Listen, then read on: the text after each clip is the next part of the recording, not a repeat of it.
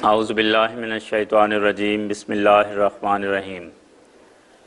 حضرت مسیح ناصری علیہ السلام کا اصل پیغام۔ ناظرین کرام، اس عنوان پر پروگرام لے کر ہم آپ کی خدمت میں حاضر ہیں۔ اس سلسلے کا آج 16واں پروگرام ہے۔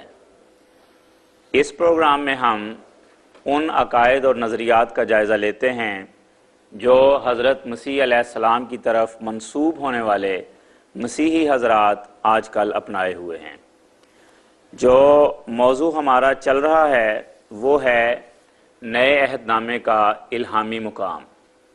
اس سلسلے میں گزشتہ پروگرام میں بھی بات ہوئی اور محترم میر صاحب نے یہ بیان فرمایا تھا کہ اناجیل میں جو تضادات پائے جاتے ہیں وہ ایسے نہیں ہیں جن کو نظر انداز کیا جا سکے، اور خاص طور پر مسیح کے آسمان پر جانے کے بارے میں جو فکرات اناجیل میں موجود ہیں ان کی تحقیق ہمارے سامنے رکھی تھی اور بتایا تھا کہ یہ اب ثابت شدہ بات ہے کہ یہ بعد میں ملائے گئے ہیں، اصل کتابوں میں یہ الفاظ شامل نہیں تھے۔ آج مزید گفتگو اسی بارے میں ہوگی کہ اناجیل میں مزید تضادات جو پائے جاتے ہیں ان کا کیا احوال ہے۔ محترم میر صاحب ہمارے پاس موجود ہیں جواب دینے کے لیے۔ پروگرام میں دیگر احباب جو آج شریک رہیں گے وہ نسیم احمد صاحب، عبد الرحمن صاحب، محمد افضل فہیم صاحب اور محمد نصیر اللہ صاحب ہیں۔ تو میر صاحب آج مزید جو نئے عہد نامے کا پہلا باب ہے یا دوسرا باب، اس میں جو ایسے تضادات ہیں جو حل پذیر ہوتے نظر ہی نہیں آتے، تو ان بارے میں آپ بیان فرمائیں۔ بسم اللہ الرحمن الرحیم۔ جیسا کہ آپ نے نصیر صاحب کہا ہے، نئے عہد نامہ میں اختلافات ہیں۔ مجھے اللہ تعالیٰ کے فضل سے کئی دفعہ اس کتاب کو پڑھنے کا موقع ملتا ہے بار بار، اور میں اس نتیجے پر پہنچا ہوں کہ مسیح کی زندگی کی، مسیح کے تعلیم کی، مسیح کے طرز عمل کی اور مسیح پر گزرنے والے واقعات کی کوئی اہم بات بھی نہیں جس میں اختلاف نہ ہو۔ پیدائش کے بارے میں اختلاف ہے، نسب ناموں کے بارے میں اختلاف ہے، وطن کے بارے میں اختلاف ہے، تعلیم کے بارے میں اختلاف ہے، طرز عمل کے بارے میں اختلاف ہے، حواریوں کے بارے میں اختلاف ہے، وفات کے بارے میں اختلاف ہے، وفات کے بعد کیا واقعات ہوئے ان کے بارے میں اختلاف ہے۔ تو کوئی ایک بات بھی ایسی نہیں جو انسانی زندگی پر آتی ہو اور جس میں نئے عہد نامے میں مسیح کے بارے میں اختلاف نہ ہو۔ اور پھر وہ قرآن شریف کی آیت سامنے آتی ہے کہ لو کان من عند غیر اللہ لوجدوا فیہ اختلافا کثیرا۔ ہر وہ کتاب جو خدا تعالیٰ کی طرف منسوب کی جائے، اس کتاب میں اس آیت میں یہ دعویٰ ہے کہ مسیح خدا کی طرف جو کتاب منسوب کی جائے اور خدا کی طرف سے نہ ہو، اس میں لازماً اختلاف ہوگا۔ سینکڑوں ہزاروں اختلافات ہیں دراصل، ہم تو یہاں 1 2 3 4 نمونے کے طور پر پیش کر دیتے ہیں۔ آج ہم بات کریں گے 2 اختلافات کے بارے میں۔ ایک اختلاف تو ہے مسیح کے نسب ناموں کے بارے میں، لیکن اور دوسرا پوائنٹ ہے ہمارا مسیح کے حالات پیدائش کے بارے میں۔ لیکن ان دونوں کو میں سمجھنے کے لیے آپ کو ذرا میری طرف پوری توجہ کرنی ہوگی، اس لیے کہ اس میں کچھ سٹیپس آتے ہیں، ایک سٹیپ، پھر دوسرا سٹیپ، پھر تیسرا سٹیپ، پھر چوتھا سٹیپ۔ ان چاروں کو 5 کو مد نظر رکھیں گے تب بات بالکل واضح ہو جائے گی۔ اگر درمیان میں ایک ہی سٹیپ کی طرف آپ کی طرف توجہ نہ رہی تو پھر شاید بات واضح نہ ہو۔ پہلا اختلاف ہے جو آج بیان ہونا ہے نسب ناموں کے بارے میں۔ اس سے پہلے ایک چھوٹی سی تمہید ضروری ہے۔ مسیح علیہ السلام یہود کی طرف، فلسطین کے یہود کی طرف بھیجے گئے۔ فلسطین کے یہود میں یہ تصور راسخ ہو چکا تھا کہ آنے والے مسیح نے آنا ہے اور وہ داؤد کی نسل سے ہوگا۔ یہ تصور ان کا صحیح تھا یا غلط، یہ ایک الگ بحث ہے، لیکن ان میں یہ تصور راسخ ہو چکا تھا، اور وہ پرانے عہد نامے کے بعد حوالہ جات کی بنا پر یہ سمجھا کرتے تھے کہ آنے والا جو ہے وہ مسیح داؤد کی حضرت داؤد علیہ السلام کی نسل سے ہوگا۔ اب حوالے پڑھنے میں تو کافی مجھے دیر لگے گی، لیکن بہرحال یہ ایک اسٹیبلشڈ بات ہے کہ یہود میں یہ تصور موجود تھا کہ آنے والا مسیح داؤد کی نسل سے ہوگا۔ اس کے بعد اب ایک انٹرپریٹیشن میں اس کی اختلاف بھی تھا۔ کچھ یہودی کہتے تھے کہ آنے والا مسیح داؤد کی نسل سے ہوگا، لیکن داؤد کے بیٹے سلیمان کی نسل سے ہوگا۔ ان کو تو ہم جانتے ہیں، قرآن شریف میں کا ذکر آتا ہے۔ ایک دوسرا گروہ بھی تھا، وہ یہ کہتا تھا کہ آنے والا مسیح داؤد کی نسل سے تو ہوگا، اس پر تو اتفاق تھا، لیکن آنے والا مسیح داؤد کے بیٹے ناتن کی اولاد سے ہوگا، سلیمان کی اولاد سے نہیں ہوگا۔ اب آپ اس تمہید کو مد نظر اچھی طرح رکھیں کہ عقیدہ یہود کا یہ ہے کہ آنے والا مسیح داؤد کی نسل سے ہوگا۔ ایک فرقہ یہ کہتا ہے کہ آنے والا داؤد کی نسل سے ہوگا لیکن سلیمان کی نسل سے، دوسرا فرقہ کہتا ہے کہ داؤد کی نسل سے ہوگا لیکن ناتن کی نسل سے۔ نئے عہد نامے میں یہ اختلاف موجود ہے کہ مسیح علیہ السلام حضرت داؤد کی اولاد میں سے تو تھے، لیکن حضرت داؤد کے اولاد میں سے ان کے بیٹے سلیمان کی نسل میں سے تھے یا ان کے بیٹے ناتن کی نسل میں سے تھے۔ بعض یہودی یہ کہتے تھے کہ وہ داؤد کی نسل سے تو سب کہتے تھے کہ ہوں گے، بعض یہودی کہتے تھے کہ داؤد کے بیٹے سلیمان کی نسل سے ہوں گے آنے والے مسیح، اور بعض کہتے تھے کہ ناتن کی نسل سے ہوں گے۔ اب ہم دیکھتے ہیں کہ نئے عہد نامے میں دو نسب نامے ہیں، ایک متی میں ہے اور ایک لوکا میں ہے۔ متی کے تو شروع ہی نسب نامے سے ہوتی ہے، اور ایک لوکا میں ہے تیسرے باب میں۔ اب دیکھیں کہ لوکا کے تیسرے باب میں جو نسب نامہ ہے اس میں حضرت یوسف سے لے کر حضرت مسیح کے ایک فرضی باپ کی طرف، جن کا نام یوسف تھا، کیونکہ ان کے اصلی باپ تو تھے نہیں کوئی، ہم بھی مانتے ہیں، عیسائی بھی مانتے ہیں، ان کے باپ سے داؤد سے لے کر یوسف تک 42 نام ہیں، اور متی کی انجیل نویس نے کے مطابق 28 نام ہیں۔ پہلا اختلاف تو یہ ہو گیا۔ متی کا نسب نامہ کہتا ہے کہ حضرت داؤد سے لے کر یوسف تک مسیح کے نسب نامے میں 28 آدمی کے نام آتے ہیں، اور لوکا یہ کہتا ہے کہ 42 نام آتے ہیں۔ دوسرا اختلاف میں نے بتا دیا ہے کہ متی کہتا ہے کہ یہ نسب نامہ حضرت داؤد کے بیٹے سلیمان سے چلتا ہے، لوکا کہتا ہے کہ یہ نسب نامہ داؤد کے بیٹے ناتن سے چلتا ہے۔ متی کے انجیل نویس نے اس گروہ کو مطمئن کیا ہے یہود کے جو یہ کہتے تھے کہ داؤد کے بیٹے سلیمان کی نسل سے ہوگا، اور لوکا کے نسب نے وہ غالباً ایسے علاقے میں ہوں گے یا ایسے ماحول میں ہوں گے کہ انہوں نے کہا ہے کہ جی وہ داؤد کے بیٹے ناتن کی نسل سے ہوگا۔ ناموں میں بھی اختلاف ہے، قطعی اختلاف ہے، کوئی اس کو حل نہیں کیا جا سکتا کسی تعویل سے، بالکل مختلف نام ہیں، اور ناموں کی تعداد میں بھی اختلاف ہے۔ لیکن عجیب بات یہ ہے کہ ثابت کیا کرنا تھا؟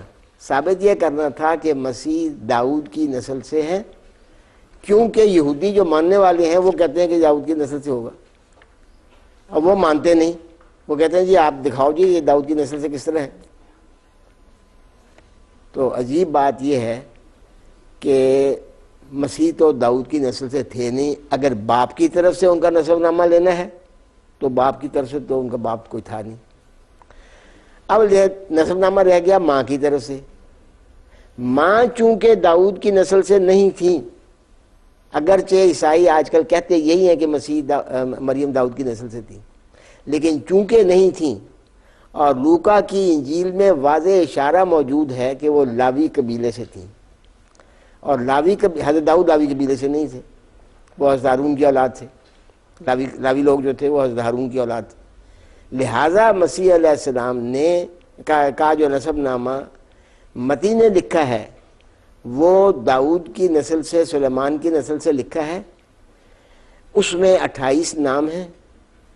اور جو نسب نامہ لوکا نے لکھا ہے وہ داؤد کی نسل سے، ناتن کی نسل سے لکھا ہے، اس میں 42 نام ہیں. دونوں نے یہ نسب نامہ جو لکھا ہے یہ مسیح کے والد کا تو تھا نہیں، کیونکہ والد تھے نہیں، والدہ کا بھی نہیں تھا، نہیں ہے، کیونکہ وہ لاوی کی اولاد سے تھی، اور ثابت یہ کرنا ہے کہ داؤد کی اولاد ہے. لہٰذا انہوں نے نسب نامہ لکھا ہے اس شخص کا جس نے شادی کی تھی حضرت مریم سے، لیکن وہ مسیح کے والد نہیں تھے. ان کا نام ہے یوسف. ہر شخص جانتا ہے، نئے عہد نامے میں وضاحت سے لکھا ہوا ہے کہ انہوں نے نسب نامہ یوسف سے شادی کی تھی. اب یوسف کا مسیح سے کوئی تعلق نہیں ہے. یوسف چونکہ داؤد کی نسل سے ثابت کیا جا سکتا تھا، یہ کرنے کی کوشش کی جا سکتی تھی، مسیح کے ابتدے تو ثابت کر ہی نہیں سکتے تھے، نہ وہ خود داؤد کی نسل سے تھے، نہ ان کی والدہ داؤد کی نسل سے تھی. اس لیے یوسف کا نسب نامہ بنایا ہے. متی نے ایک نسب نامہ بنایا ہے جس میں نام بھی اور ہیں، ناموں کی تعداد بھی مختلف ہے. لوکا نے ایک نسب نامہ بنایا ہے جس میں نام بھی اور ہیں، ناموں کی تعداد بھی اور ہے. اب یا متی غلط کہہ رہے ہیں خدا نہ خواستہ، یا لوکا غلط کہہ رہے ہیں. آپ دونوں کو الہامی کتاب مانتے ہیں، دونوں کو ورڈ آف گاڈ کہتے ہیں، دونوں کو خدا کا کلام کہتے ہیں، لیکن خدا کے کلام میں تو اختلاف نہیں ہوتا، خدا کے کلام میں تو غلط بیانی نہیں ہوتی. فیصلہ کریں کہ متی غلط بیانی کی ہے نعوذ باللہ، یا لوکا نے غلط بیانی کی ہے نعوذ باللہ. ابھی باتیں ختم نہیں ہوتی، ابھی اور بھی اختلاف نظر آتے ہیں. متی نے جو نسب نامہ لکھا ہے وہ جیسا کہ میں نے کہا اس نے 3 حصے اس کے بنائے ہیں. حضرت داؤد سے لے کر، حضرت ابراہیم سے لے کر حضرت داؤد تک، پھر حضرت داؤد سے لے کر بابل میں یہود کی جلاوطنی تک، اور پھر جلاوطنی سے لے کر یوسف تک جو مسیح کا فرضی باپ قرار دیا ہے. اس نسب نامے میں متی کے انجیل نویس کو یہ شوق ہے کہ یہ کہے کہ یہ 3 قسم کی پشتیں بنتی ہیں، 3 حصے بنتے ہیں نسب نامے کے، اور ان میں سے ہر ایک میں اس نے لکھا کہ 14 نام ہیں. اب امر واقعہ یہ ہے کہ 14 ناموں کے شوق میں 3 نام جو پہلی پشت میں آتے ہیں، پہلے حصے میں آتے ہیں، اور پرانے عہد نامے میں ان کا ذکر ہے، اور وہ پرانا عہد نامہ بھی الہامی کتاب ہے مسیح کے قول کے مطابق، اس میں سے وہ حذف کر دیے ہیں. دوسرے حصے میں ایک نام حذف کر دیا ہے. تیسرے حصے میں آپ گنتی کر کے دیکھ لیں 13 نام بنتے ہیں، لکھا ہے کہ 14 نام ہے. تو خود متی کا نسب نامہ اپنی ذات میں کنٹراڈکٹری ہے، اختلاف رکھتا ہے. نہ وہ یوسف کا نسب نامہ ہے، نہ وہ مسیح کا نسب نامہ ہے. اگر ہے تو یوسف کا، اب تو ہم کہہ نہیں سکتے کیونکہ لوکا نے کچھ اور نسب نام پیش کیے، لیکن بہرحال اس میں خود اختلافات ہیں باہمی طور کے اوپر. ایک حصے میں پرانے عہد نامے سے اختلاف ہے، 3 نام حذف ہیں، دوسرے حصے میں حذف کیے ہیں، ایک نام حذف کیے ہے، اور تیسرے میں گنتی اس کو غلطی لگی ہے. صاف پتہ لگ جاتا ہے کہ وہ اس نے مریم کو بھی پشت گن لیا ہے. حالانکہ اگر مریم کو پشت گننا ہے تو پھر وہ یوسف کی اولاد تو نہیں تھی، یوسف اس کی اولاد میں سے نہیں تھا، اس لیے اس کو پشتوں میں نہیں گنا جا سکتا. یہ ان کو گننے میں غلطی لگی ہے. تو پہلی بات تو یہ ہے کہ یہ نسب نامے آپس میں مختلف ہیں. اگر لوکا کا نسب نامہ درست ہے تو پھر متی کا درست نہیں، اگر متی کا درست ہے تو لوکا کا درست نہیں. اب اس کتاب کو ماننے والے فیصلہ کریں. اب مشکل ساری یہ ہے کہ یہ کتاب تو الہامی ہے ہی نہیں، کیونکہ نہ مسیح نے لکھی، نہ دیکھی، نہ پڑھی کبھی، یہ تو بات کی کتاب ہے. سینکڑوں اس میں اختلافات ہیں، اس کے سینکڑوں مخطوطات ہیں، سینکڑوں میں اختلافات ہیں. تمام تر اختلافات کے مانتے مجھے تو حیرت ہوتی ہے بعض عیسائی مفسرین کی بائبل کی تفسیریں پڑھتے ہوئے کہ یہ غالباً متی کو یہاں غلطی لگی ہے اور یہاں لوکا کو غلطی لگی ہے اور غلط فہمی پیدا ہوئی ہے. بھائی غلط فہمی پیدا ہوئی تو پھر خدا کا کلام کس طرح ہو گیا؟ لیکن مسلسل لکھتے چلے جاتے ہیں، مسلسل کہتے چلے جاتے ہیں کہ غلط فہمی ہے، لوکا نے مسیح نے یا متی نے یہاں سے مرکز کی جو بات لکھی تھی اس کو پوری طرح صحیح طرح بیان نہیں کیا اور اس کو اس رنگ میں بیان کر دی ہے، حالانکہ اس کا یہ مطلب نہیں تھا، اور پھر یہ خدا کا کلام بھی ہے. تو پہلا پوائنٹ آج کا یہ ہے کہ جو نسب نامے مسیح کے دیے گئے ہیں، نمبر 1 وہ مسیح کا نسب نامہ نہیں ہے، وہ یوسف کا نسب نامہ ہے. یوسف کا مسیح سے کوئی تعلق نہیں تھا. یوسف نے شادی کی تھی ان کے مہم سے، اور آپ لوگوں کے عقیدے کے مطابق، رومن کیتھولک کے عقیدے کے مطابق تو وہ شادی تو واقعہ ہی نہیں ہوئی. وہ تو مسیح تو پرپیچول ورجن ہے، دائمی کنواری ہے.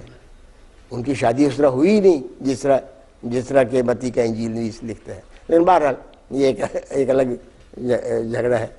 تو نہ وہ مسیح کا نسب نامہ ہے، نہ یہ دونوں نسب نامے ایک دوسرے سے ملتے جلتے ہیں، آپس میں اختلاف رکھتے ہیں، اور نہ ہی متی کا اپنا نسب نامہ جو ہے وہ خود صحیح نسب نامہ ہے، اس لیے کہ وہ باہمی طور پر ٹکراتا ہے.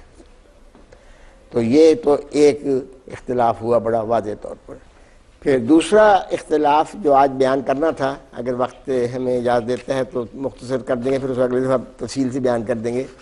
وہ یہ ہے کہ مسیح کی جو پیدائش ہوئی تو اس پیدائش کے متعلق ان دونوں انجیل نویسوں کے سامنے، متی کے انجیل نویس کے سامنے، لوکا کے انجیل کے سامنے دو پیش گوئیاں تھیں.